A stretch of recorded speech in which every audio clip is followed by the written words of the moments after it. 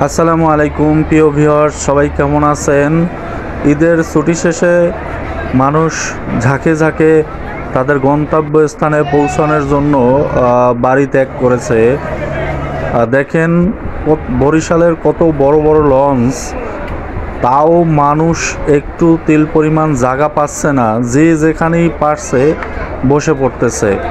তবে সবথেকে মজার বিষয় হলো বরিশালের লঞ্চগুলো এত বড় আর এত সৌন্দর্য, যেটা আসলে বলে বোঝানো অসম্ভব।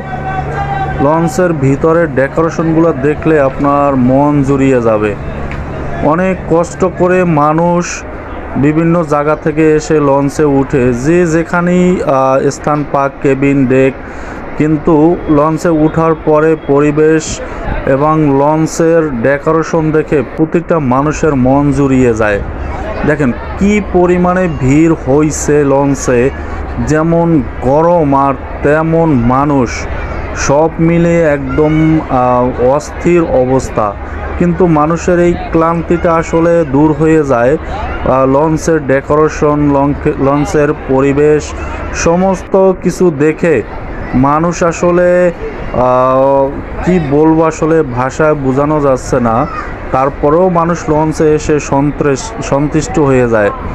লঞ্চ আসলে একটা আরামদায়ক পরিবহন।